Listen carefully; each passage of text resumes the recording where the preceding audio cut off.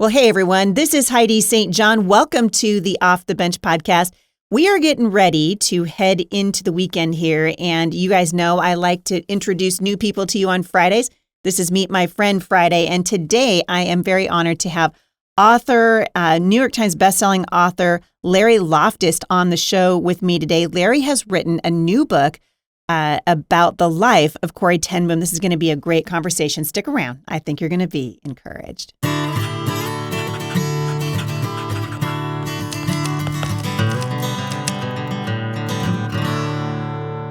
Well, thank you guys for tuning in as we head into the weekend. I hope you guys are encouraged in what the Lord is doing in the country. You heard me talking yesterday a little bit about kind of the headlines and what's going on in the news. We talked about ESG and some of the craziness that's happening in the culture right now. And I don't know if you saw this, but I'll link back to it in the show notes today. There was a pretty big turn of events on Thursday morning as it relates to ESG. Remember, we told you that the credit card companies were circumventing our protections in the Constitution by agreeing with ESG that they would go ahead and keep track of and report people who had purchased firearms with the credit card companies. Well, they lost big in court on Thursday morning, which is exactly what my guest yesterday said was going to happen. So I'm encouraged to see people of courage, people of valor standing up, standing in the gap for freedom. And we always want to list the things that are good that we can celebrate here, because it feels like the wins in the last few years have been few and far between. One of the wins I think you guys are going to appreciate with me is to see another book out about Corrie Ten Boom. You guys have heard me talk about Corrie and Dietrich Bonhoeffer and others like her, men and women of courage, that I think we should be emulating and studying. Larry Loftis joins me today. He has a brand new book out, a novel, actually, about Corrie Ten Boom, and it's called The Watchmaker's Daughter. I'm thrilled to have him here. Larry, welcome to the show. Thanks, Heidi. But it's not a novel. It's nonfiction, 100% nonfiction. 100. Well, she doesn't need to have a novel because the story's good enough on its own. Exactly. It is a nonfiction thriller, but it's all true. Yeah, it's amazing.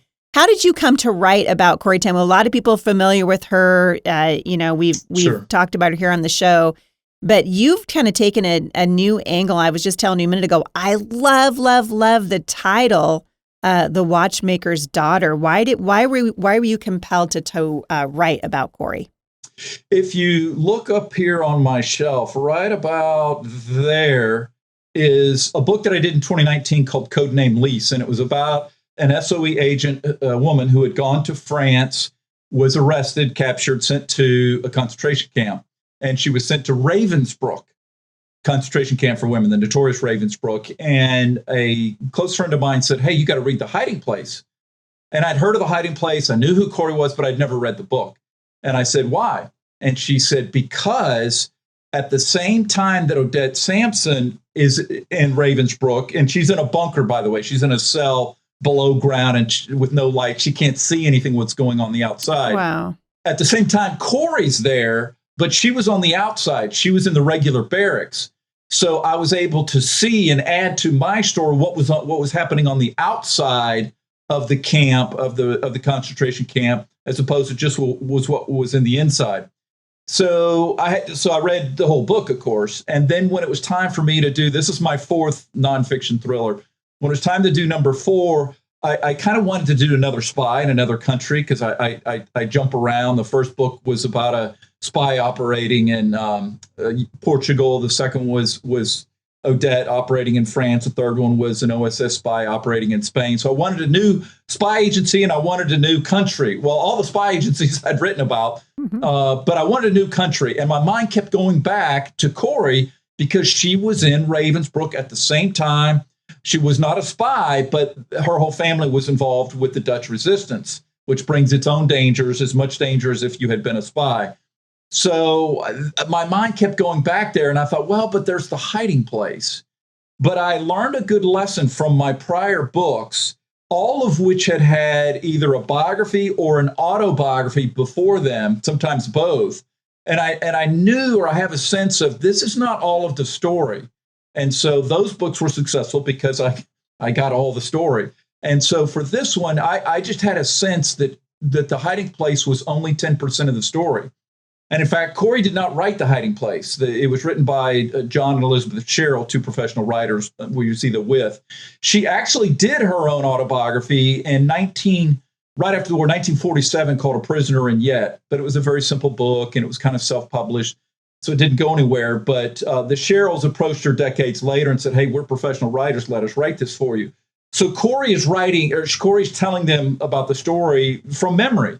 She kept no diary during the war. So this is all from memory 35 years later.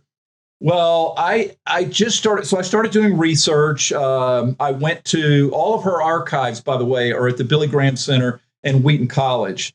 So I went there, and there's scores of boxes. So I went through box after box after box after box for 4 days. I was there 4 days, and it's got everything she ever had, all of her prison letters, all of her notes, all of her notebooks, all of her passports, all of her pictures for her whole life. Wow. So, and that allowed me, by the way, to put a lot of pictures in the book because they're in the archives. But then I found that Hans Poley, who she had briefly mentioned in her autobiography, A Prisoner and Yet in 1947, was not even in The Hiding Place. And he's really the second most important person in the story after Corrie, because he was a Dutch diver, by the way. The Germans would snatch Dutch boys off the street and send them to work in factories in Germany. So he was the first permanent refugee, the first permanent person hiding there. And he's the one that came up with the idea of, we've got to have a place to hide. He cut a hole in their attic, and they tried to make that work, and it didn't work. It took too long to get people up there. So he said, we've got to find someplace else. And then Corrie said, hey, I know somebody who might be able to find somebody. And they ended up getting this architect to build the actual hiding place. But he was the first person involved in the resistance. In fact, he was really worried, because if you're involved in the resistance, that's a capital crime under Nazi law in the Netherlands at the time. And they had given him a gun. He's only 18. They had given him a gun, and they asked him to shadow a Gestapo agent in Haarlem, because the Dutch resistance was planning on taking this guy out. And, giving Hans the gun kind of meant we're probably going to ask you to kill him. So he knew there would be risk in being involved. So he felt like, I've got to tell Corrie, because it brings additional risk to the Ten Boom family and their home. So he told Corrie, and to his surprise, she said, that's terrific. We want to be involved. Let's use the house as your headquarters. We want to, what can I do? How can I help you? So from that point on, she's involved, and then the whole family gets involved. And so they start taking in both Jews and Dutch divers, these Dutch boys. If you're between 16 to about 35, if the Germans, the Gestapo, caught you on the street, they would just arrest you, put you on a truck, and send you to Germany to work in the factories, because all the German men were all fighting the war. So Hans was a courier for the resistance, and so he had to dress up as a girl. So they would loan him a dress and give him a wig, and so he would dress up as a girl whenever he went out. So that's part of the stuff that I'm uncovering. And then Peter Van Woerden, who's hardly mentioned in The Hiding Place, that was Corrie's nephew. He was Nolly's son, Nolly, her sister's son. And he played a very prominent role. And what he did is not really in the book. But I found out that Peter had written his own memoir called The Secret Place in 1954, I believe. And it was fabulous. So I got all this additional information from Hans Poley's book, which came out in 83, Peter Van Woerden's book, which came out in 54. And then I had to read all of the other books that Corrie wrote, like two about her father, Father Ten Boom, and In My Father's House, two books that were dedicated just to her father. Because if you want to know why is Corrie like she was, or why is Betsy like she was, or Willem like he was, it's because of their father. And really going back up the family tree, their grandfather and their great grandfather, but Casper in particular was very influential in bringing up those four kids. They studied the Bible every day. They prayed before every single meal. Casper would pull out the Bible and read like a psalm for every meal. And so that was their life. That was just how they normally lived. So for her to, go to Ravensbrück and witness to other prisoners was no big deal. That's what she did all her life.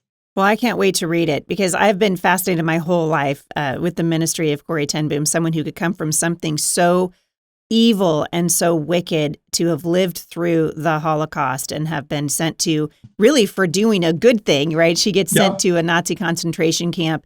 And really the best stories are true stories. Absolutely. If I'm gonna watch a movie, it's going to be a true story. I want to watch the true Absolutely. stories. And Absolutely. she had one of the most, I think, extraordinary stories of anyone in recent history. That's for sure.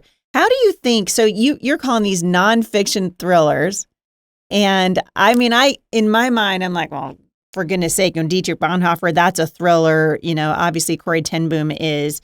How is it that nonfiction can be thrillers? Because I would love to see more families picking up these books and being inspired by the lives of these men and women. Yeah, it sounds like an oxymoron when you say nonfiction thriller, but it started with my very first book. I'd given my agent an initial draft, and I had written it as historical fiction. It was about the spy who inspired James Bond. And he said, wait a minute, isn't most of this true? And I said, well, all of it's true. And he said, just do straight nonfiction. And I'm a thriller fan, so I read all the thriller books, going back to Ian Fleming and Vince Flynn and Adam Hall, who was Ellison Trevor. So I love that genre, and I love reading those personally.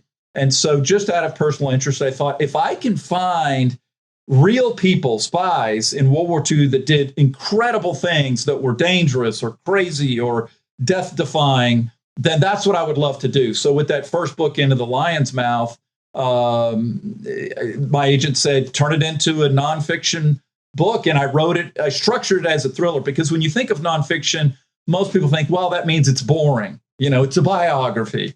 But if they really, and this is my job, I have to find characters that didn't just do one great thing. There had to be great things throughout a long period of time, with dramatic events, with things that I will put in as cliffhangers. So I can't change anything that happens, but I can decide. It's my decision to decide where to end a chapter. And so I end chapters right when you're on the edge of your seat going, what's going to happen? What's going to happen? What happened to them? Did they die? Those are the best. Those are the best ones to read to your kids too, because then they're like, no, don't stop. Yeah, Sorry, guys, you have to finish your math, and we'll come back and do it after you do a math lesson. So I bring in all of the things that are common in thrillers, which are cliffhangers and misdirection and intrigue and all of that, missing information. So I bring all of that in. And like, for example, missing information, I'll tell the reader later what happened. Like in Codename Lease, one of the resistance guys had a briefcase that had all the notes and everybody's names on there. He had everybody's names, which is crazy. And he went on a train to go to Berlin. And when to go to Paris. And when he fell asleep, when he woke up, the briefcase was gone. Oh. Well, there's Gestapo everywhere, right, and ABWAR agents everywhere, and they grabbed it. And so I just ended the chapter with, when he woke up, the briefcase is gone, and then stop. So your mind starts racing, and what happened? Did they find it? Did they arrest this guy? Did they get all the people? And the same thing kind of happened to Corrie, which I won't throw out a spoiler, but something very similar happened to Corrie, and it's in the story. Wow. Obviously, you're writing about a woman who was well known for her faith, in her entire life marked by her devotion to Christ and her love for other people. And I'm curious, you came into this with some history on Corrie Ten Boom. Was there anything in the story that surprised you as you were writing it?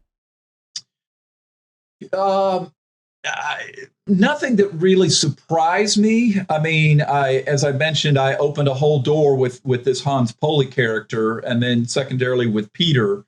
But it didn't surprise me, but it drew my attention closer. All of these people had tremendous pressure and danger every single day. Just for the people that are in the Bay and the Ten Boom family and the refugees, the Dutch divers and the Jews. One night there's a German truck that pulls up and parks right in front of their house. Well, they're all like scampering. They're running into the hiding place. They're picking up all their things and hiding. They don't know what that means. It's a German army truck in front of their door, and they're waiting for the knock. Well, and the Germans were masters at terrorizing people. And catching people and torturing people to catch people. Mm-hmm. On another scenario, someone is washing their windows. And one of the resistance people at the time says, they're having the family, Jews, Dutch divers, resistance people. They're all at a big table having lunch, and this guy says, "Hey, don't turn around, but there's somebody peering through the window." And someone else said, "That's impossible. We're on the second floor, and there's no ledge." And then Betsy chimes in, and Betsy says, "I didn't order the windows washed." So everybody's like, this is either a Gestapo agent or an informant. What other options are there? And he's peering through the window, pretending to wash the windows. And so Yussi, who is a Jew, he's sitting there, and he said, "Okay, everybody carry on as normal. In a few minutes, we'll sing Happy Birthday." And they did. And I won't tell you what happens after that, because, again, that would be a spoiler. But there's stuff like that happens every day. When Hans goes out on a courier run dressed as a girl, when Peter Van Woerden plays the Wilhelmus, the Dutch national anthem, which is outlawed in his church. He's the organist, and he plays this, and the whole church stands up and sings what's going to be the repercussions. And there were severe repercussions for that. So they all had danger every single day that they lived with for 5 years. I think that one of my takeaways whenever I read the stories of men and women like this, I've been a fan of YWAM Publishing for a long time, probably read to my kids maybe 20 biographies of missionaries over the years, people that risked everything because there are things that are worth dying for. There are things that God calls us to, sacrificial living, serving other people, and obviously the Ten Booms, huge examples of this. But I think it's so interesting to note as you're talking, I'm imagining what it would have been like, because we just lived through something not even remotely close, and it was still terrifying, right? With the hostile takeover of a government and people screaming at each other because you don't have a mask on in the mall, and we realize how quickly human beings can turn on each other.